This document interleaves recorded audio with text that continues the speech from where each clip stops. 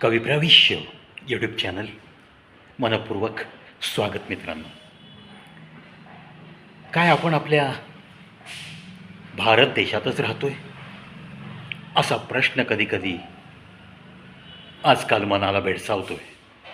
कारण घटनाच अशा काही घडत आहेत. आता उदाहरण द्यायचं झालं तर नवरात्रीच्या सुरुवातीला घडलेली एक मोठी घटना. सद्गुरूज ईशा फाउंडेशन, ईशा योगा सेंटर, तामिळनाडूमध्ये सद्गुरू या व्यक्तीचं एक अतिशय सुंदर फाउंडेशन आहे, जिथं लोक योग्य ती फी भरून 4 दिवस 8 दिवस स्वतःच्या शुद्धीकरणासाठी जाऊन राहतात. योगा करणं, मेडिटेशन करणं. एक भव्य शिवलिंग आहे, छान त्या शिवलिंगाला अभिषेक करायला जातात लोक. एक देवीचं मंदिर पण आहे आणि त्याच मंदिराच्या परिसरामध्ये नवरात्रीचा उत्सव, पहिल्या दिवसाची पूजा, ही सगळी तयारी जोरात सुरू असताना तामिळनाडूचं सरकार, कोणतं धार्जिण येते, ख्रिश्चन धार्जिण लोक आहेत. आता हा सद्गुरूंचा आश्रम, योगा सेंटर, शिवलिंग आहे, नवरात्रीचा उत्सव जोरात होतो, म्हणजेच हिंदूंच्या आस्थेची प्रतीकं असलेलं एक ठिकाण आहे. अतिशय प्रामाणिकपणे तिथे माणसाला योगाचं महत्त्व पटवून देत, निसर्गाचं महत्त्व पटवून देत, हे सगळं चालवणाऱ्या शक्तीबद्दल मनामध्ये श्रद्धा निर्माण करण्याचं काम, अशी चांगली कार्य ज्या ठिकाणी होत आहेत त्या ठिकाणी 100 ते 150 पोलिसांना पाठवून अक्षरशः एखाद्या अतिरेक्याच्या बालेकिल्ल्यात रेडला जातात ना पोलीस, तशा पद्धतीने पोलिसांच्या व्हॅन या ईशा फाउंडेशनमध्ये शिरल्या. कारण काय तर म्हणे की 2 महिलांना सद्गुरूंच्या आश्रमामध्ये त्यांच्या इच्छाविरुद्ध डांबून ठेवण्यात आलं आहे. आता असा तक्रारीचा अर्ज ज्याचा आला ते त्या मुलींचे वडील. तरी त्या मुली समोर आल्या, कॅमेऱ्यासमोर येऊन त्यांनी सांगितलं की आम्ही आमच्या इच्छेने संन्यास घेतलेला आहे आणि आम्हाला इथं या आश्रमात कोणीही डांबून ठेवलं नाही आहे. आमच्या स्वेच्छेने आम्ही हे स्वीकारलेलं आयुष्य आहे, वगैरे वगैरे. मग न्यायालयासमोर दिशाभूल करणारे अर्ज घेऊन जायचे, पोलिसांसमोर तसे अर्ज घेऊन जायचे आणि मग अशा प्रकारचे उपद्व्याप करायचे. नक्की त्या सरकारला बरोबर नवरात्रीच्या दिवशी एका हिंदूंची आस्था जपणाऱ्या सद्गुरू यांच्या एका चांगल्या योगा सेंटरवर रेड टाकाविषयी वाटणं, त्याच्यासाठी परवानगी मिळवणं पोलिसांनी, सगळं मला तर ना हास्यास्पद वाटतं आहे. आणि मग पुन्हा प्रश्न येतो की खरंच हाच आपला भारत देश आहे? सिक्युलॅरिझम हा फक्त हिंदूंनी पाळायचा असा अलिखित नियम झाला आहे का? इतर धर्मियांनी प्रत्येकाने यायचं आणि हिंदू धर्मावर शिंतोडे उडवायचे, हे असंच चालू राहणार आहे का? आणि मग नुसतं हिंदू राष्ट्र होईल, करायचं आहे, अशा आरोळ्या जर सरकारने ठोकल्या किंवा हिंदू लोकांनी ठोकल्या तर मग बिनसतं कुठं? अरे हिंदू बहुल राष्ट्र आहे हे. धर्मांतरण कशा पद्धतीने करताय तुम्ही? ख्रिश्चन लोक काय, मुस्लिम लोक काय, कोणता तरी धाक दाखवून, कोणती तरी आमिष दाखवून तुम्ही गरिबातला गरीब, आदिवासी, अतिशय तळागाळातला समाज यांना टार्गेट करून तुम्ही या झारखंड, तामिळनाडू, केरळा, कर्नाटका, गडचिरोलीच्या साईडला घ्या, आसाममधला आदिवासी विभाग घ्या, इथं तुम्ही सहजगत्या धर्मांतरण करून तुमची संख्या वाढवू इच्छित आहे आणि त्या जोरावर तुम्ही हिंदूंवरतीच तुम्ही आगपाखड करताय. सहनशील असतो एखादा धर्म, एखादा व्यक्ती, पण त्याचा जर अंत बघितला तर तो ज्वालामुखी फुटल्यानंतर राख होऊन जाऊ शकते. या गोष्टीचं भान आता प्रत्येकाने ठेवावं.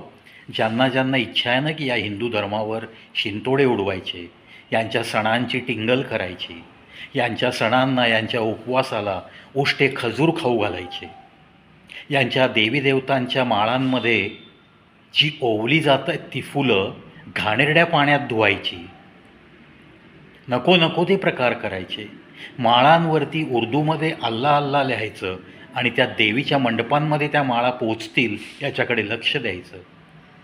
अनंत देवस्थानामध्ये कसा अराजक माजवता येईल, कसं तिथलं पावित्र्य भंग करता येईल, अशा पद्धतीने वागण्याचा इतर धर्मीय जो काही आजकाल आटोकाट प्रयत्न करतायत त्याच्या विरुद्ध फक्त देवा मला वाचव असं म्हणून भागणार आहे का? बिलकुल भागणार नाही. जळगावमधली एक छोटीशी घटना. कोणीतरी एक दोघं मुलं रस्त्याने मोटरसायकलवरून जाताना एके ठिकाणी थांबली चहा प्यायला आणि कोणा मित्राचा फोन आला. त्याची सुरुवात हॅलो म्हणण्यापेक्षा जय भोले असं म्हणून त्यांनी सुरुवात केली.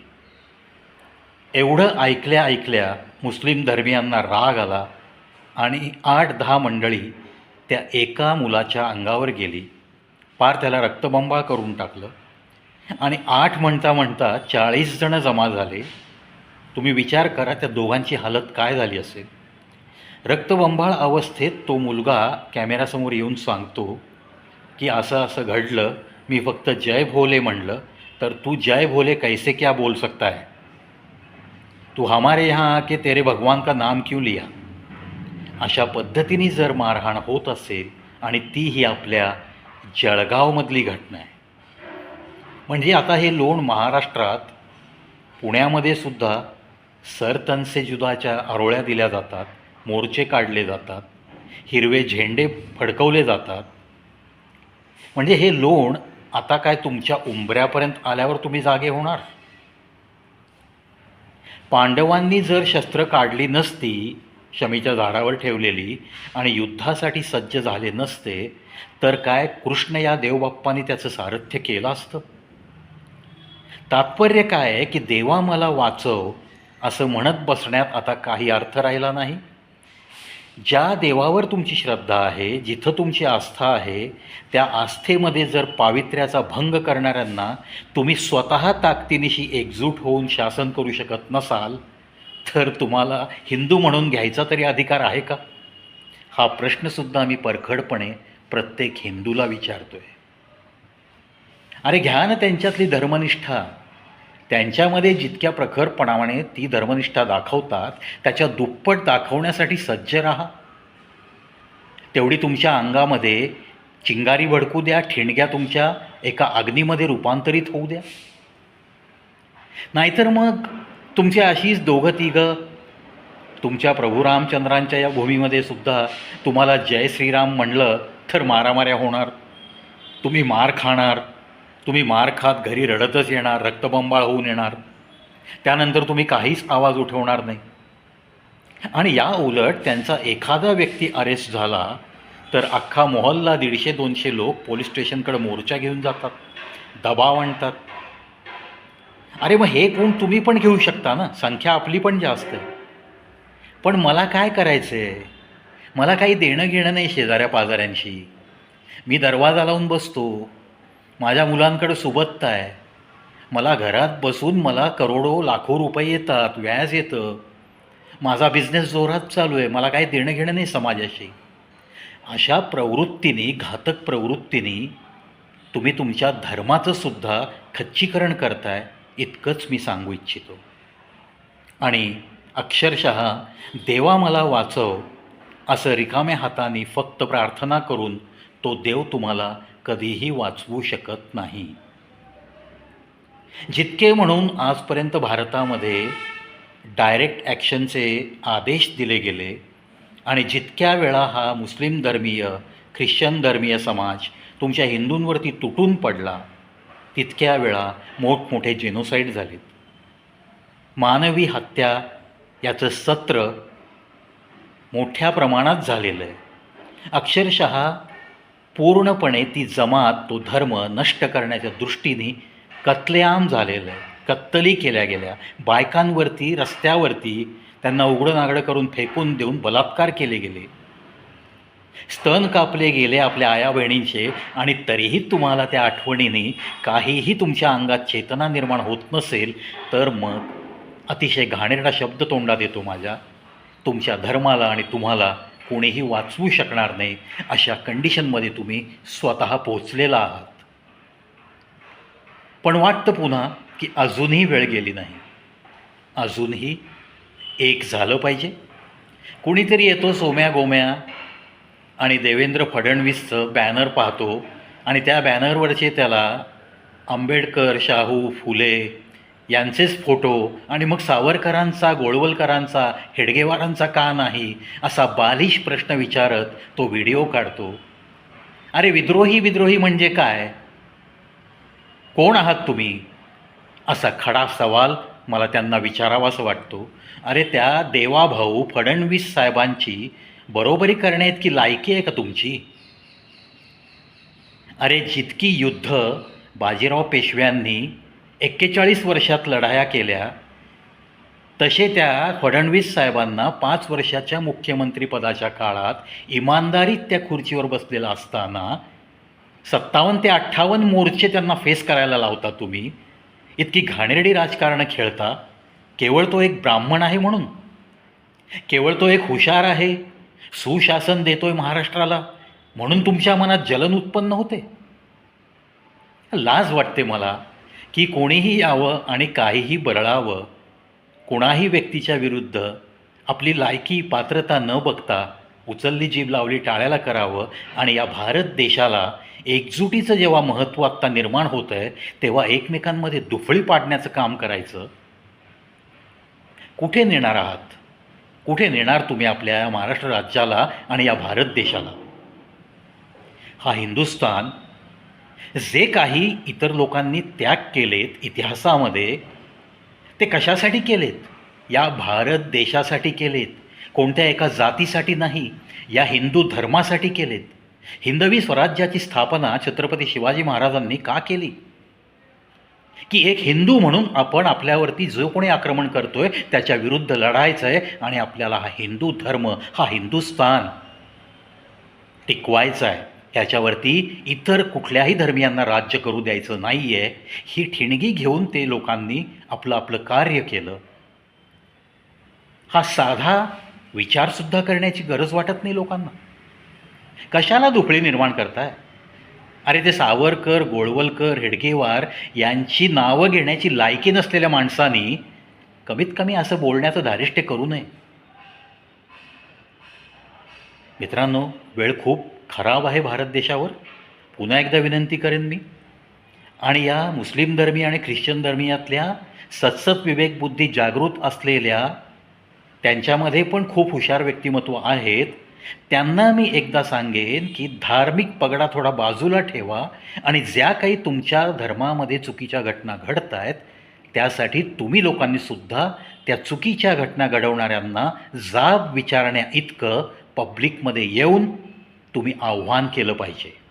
तरच माझा हा समज खरा ठरेल की चला कुठेतरी आशेचा किरण आहे. काहीतरी क्वालिफाईड लोक थोडी तरी धर्मांधता बाजूला ठेवण्यास तयार आहेत. पण हा फक्त आशावाद झाला माझा असंच चित्र आहे. प्रत्येक व्यक्ती धर्मांधच आहे.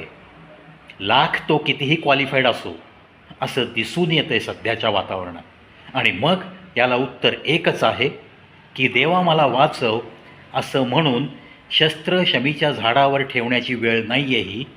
आता प्रत्येकानेच या धर्मसंरक्षणासाठी योग्य त्या सज्जतेने राहिलंच पाहिजे.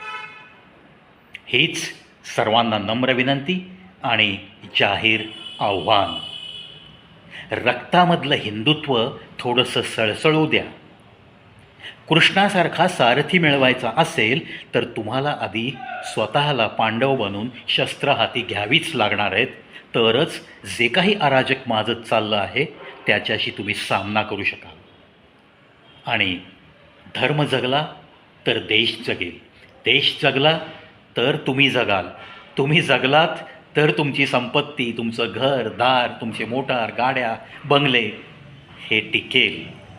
आणि हे जर काही टिकवायचं नसेल तर मात्र ज्यांना झोपी जायचं आहे त्यांच्यावरती जे काही संकट येईल त्यानंतर मात्र तुम्ही आर एस एसची आठवण काढू नका, सावरकर प्रेमी तुम्हाला वाचवायला येतील असं म्हणू नका. इतकीच मी आपल्यातल्या सिक्युलर लोकांनासुद्धा विनंती करतो. जय हिंद, जय भारत.